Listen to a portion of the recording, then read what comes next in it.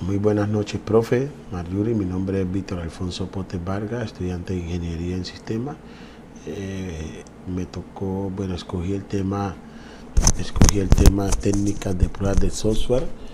Ya espero que les guste mi presentación. En este momento voy a explicar un poco qué son las técnicas de pruebas de software, cómo se aplican, qué tipos de componentes, qué tipos de pruebas ejecutan. Y bueno, empecemos de una vez sin más preámbulo.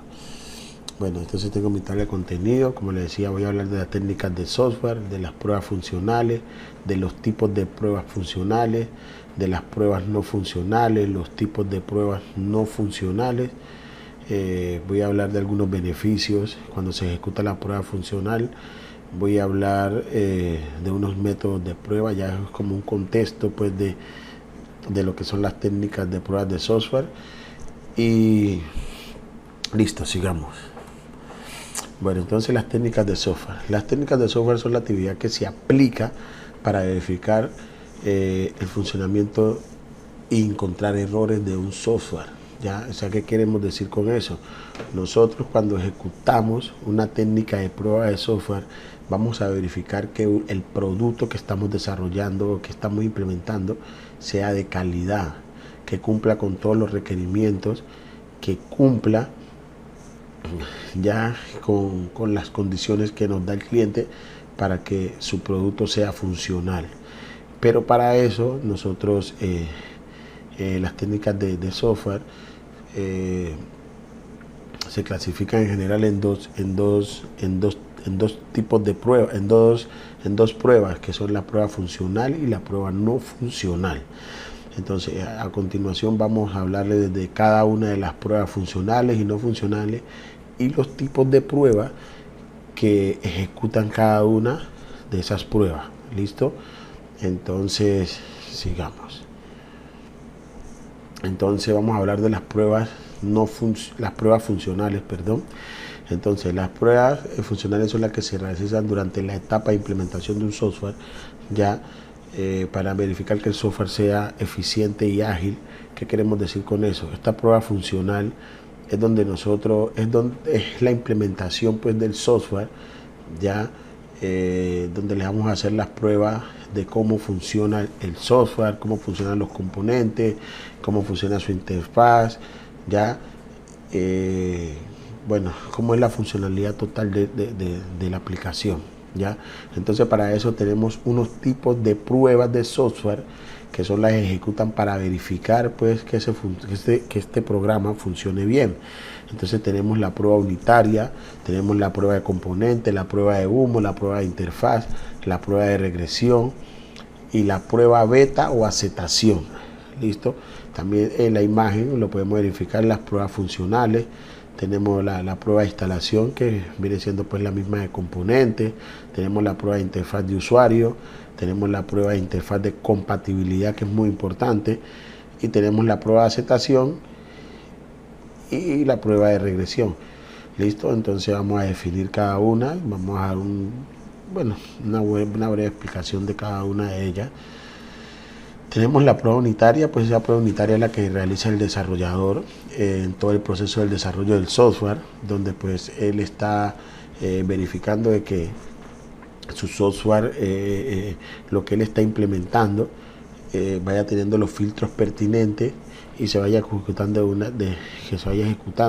como son las variables, los métodos, listo, las conexiones a la base de datos, que todo eso funcione. Tenemos la prueba de componentes, ya.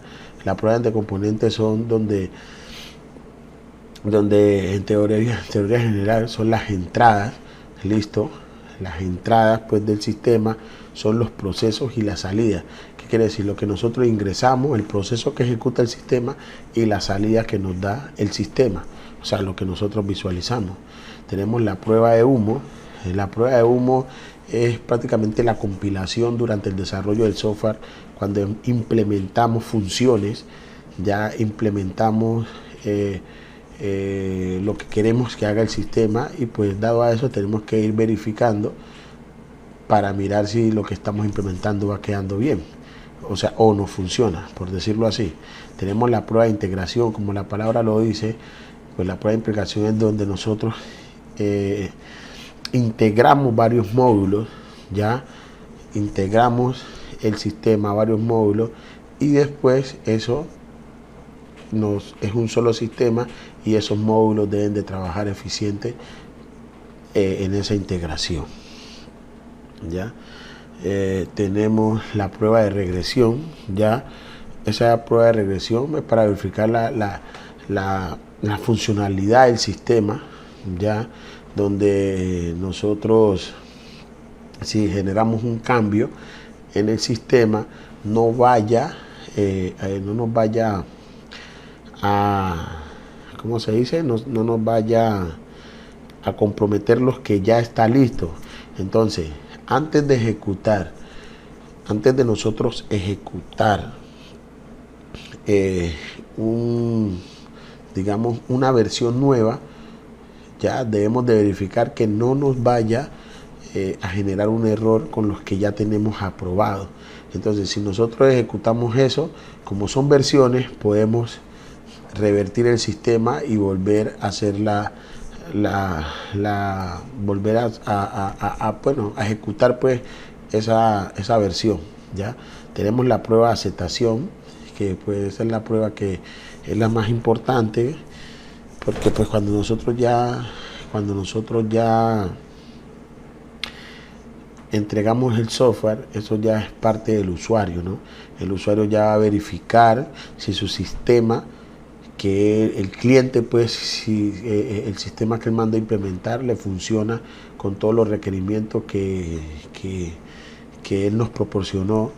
Ya va a verificar la carga de su sistema, bueno, y esa cantidad de cosas. Entonces, esa es la parte que hace el usuario y por ende, pues, él nos da pues el parte de que pues se siente satisfecho con su sistema. ¿Listo? Entonces, ahora vamos a hablar de las pruebas no funcionales.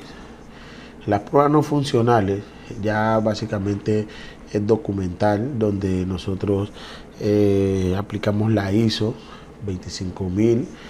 Ya ese es un plan de ya es un plan de pruebas de control de calidad, ¿cierto? Entonces, donde miramos que el software cumpla con una adecuación funcional, una eficiencia de desempeño, una compatibilidad, una usabilidad, una fiabilidad, seguridad, mantenibilidad y portabilidad, ¿cierto?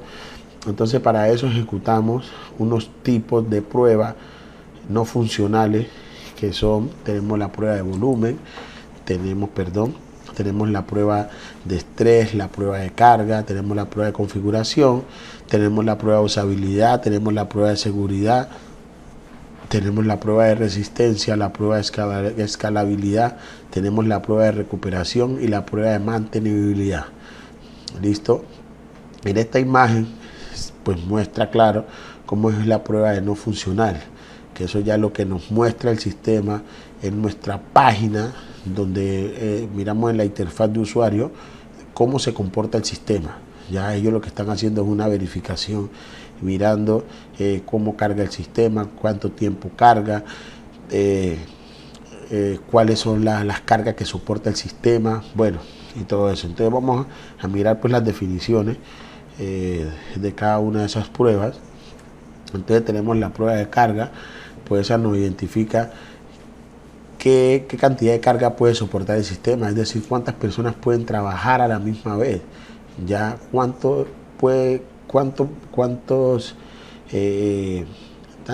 tanta carga puede soportar la base de datos, ya, y que el sistema no se ponga lento.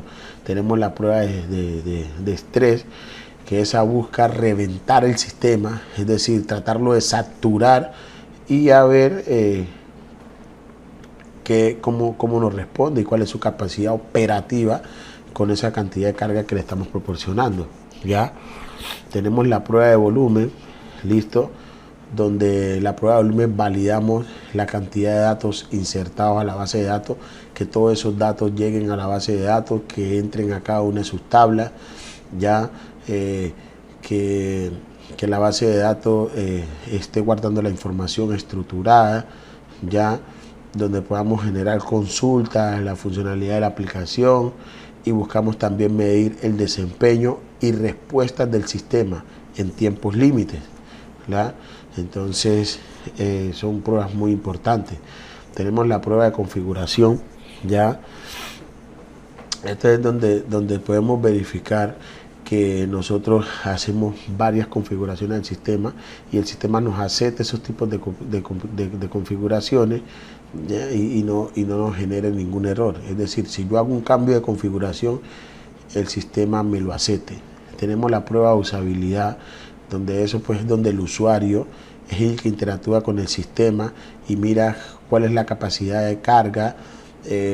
Por decirlo así, ya lo miramos atrás, pero pues también se mira eso, cuál es la interacción con la interfaz de usuario, si es amigable al usuario o cliente, ya, y cómo usuarios experimentados realizan sus tareas en un software nuevo. Es decir, yo paso, estoy trabajando en un software, ¿cierto?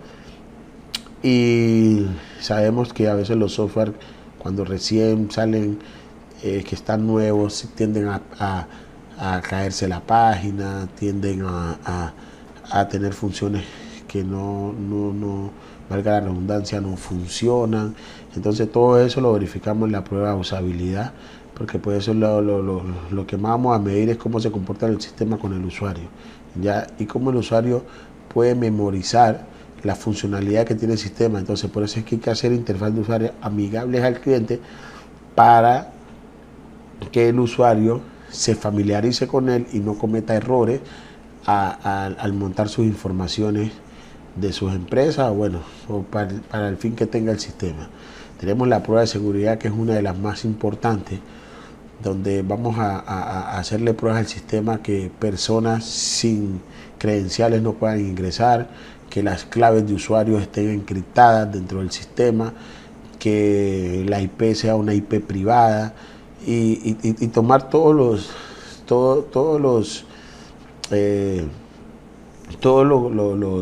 pertinente a lo que es seguridad, porque la seguridad nos mantiene nuestra información, la mantiene salvaguardada, y nosotros podemos tener un software seguro, que nadie nos va a hackear o algo por el estilo, ¿ya? Tenemos las pruebas de resistencia. La prueba de resistencia es, como lo decía ahora rato, ya, es someter al sistema a cargas en determinado tiempo. Es decir, 200 usuarios entran al mismo tiempo a ver el sistema, cuál es su capacidad de respuesta, porque no sabemos hasta dónde nuestro sistema vaya a llegar. Y entonces pues ese es el comportamiento, por el fin de determinar el comportamiento de uso. ¿Listo? Entonces tenemos la prueba de escalabilidad, que permite escalar el sistema a otros usuarios o a otros niveles. Ya permite verificar la capacidad de escalar del sistema. La prueba de recuperación, o sea, la idea es que si el sistema no falla, se recupera en un tiempo récord, ¿ya? Se me cayó el sistema y vuelve y se reactúe de inmediato, 1 segundos, ¿ya? Tenemos la prueba de mantenibilidad. Entonces los sistemas deben de ser fácil de hacerles mantenimiento, por decirlo así. Ellos deben de ser deben de tener una facilidad de hacerles el mantenimiento, y a veces puede ser hasta automatizado, ¿ya? Un mantenimiento automatizado. ¿Listo? Tenemos unos beneficios que podemos ver, tenemos unos beneficios de pruebas no funcionales que se adquieren al momento de nosotros realizar esas pruebas, ¿ya? Entonces tenemos la mejora la experiencia con el usuario, aumenta los ingresos en línea, se aumenta, se determinan los cuellos de botellas de la base de datos, que es muy importante que la base de datos guarde la información. ¿Listo? Ayuda a establecer las nuevas versiones. Si es necesario, pues implementar una nueva versión, donde yo como cliente o dueño de mi programa le digo, no, yo ya quiero que me saquen una versión con esto y esto. ¿Listo? También permite a los interesados conocer el rendimiento y las expectativas del software que yo tenía, que fue cumplida pues por, por, por los programadores, o bueno, por la empresa que me desarrolló mi software. Ya tenemos unos métodos de pruebas de software donde hacemos, bueno, que verdaderamente es que nosotros le realizamos las pruebas. Tenemos el test de caja negra, que es el código, ¿cierto? Y tenemos el test de caja blanca, el test de caja negra, que es la página como tal, es decir, donde podemos visualizar la URL que cargue correctamente, donde podemos verificar las funciones, los ítems, las opciones que trae el sistema, y tenemos la caja blanca, que es el código fuente de la aplicación, ¿cierto? Entonces acá muestro una imagen ya más contextualizada, donde miramos que la caja negra es las opciones del sistema, ya donde están los ítems, miramos la URL que carga correctamente, tenemos las funciones de la aplicación o sistema, y en la caja blanca tenemos lo que es el código fuente de la aplicación, que solo pues lo maneja que solamente lo maneja el programador o los desarrolladores del software. Y tenemos la caja gris, que es la que contextualiza todos estos dos conceptos de caja negra y caja blanca. Es decir, nosotros como usuarios lo que vemos es la caja gris, ¿ya?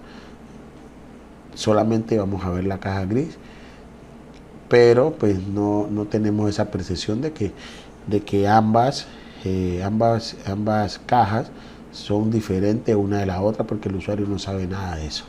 ¿Listo? Hasta aquí es mi presentación. Aquí tengo la referencia, saqué la información de varios textos, consulté, las informaciones básicamente eran las mismas. Traté de consultar más pues para mirar más opciones, pero pues básicamente todo era lo mismo. Entonces de un lado saqué, de otro lado saqué.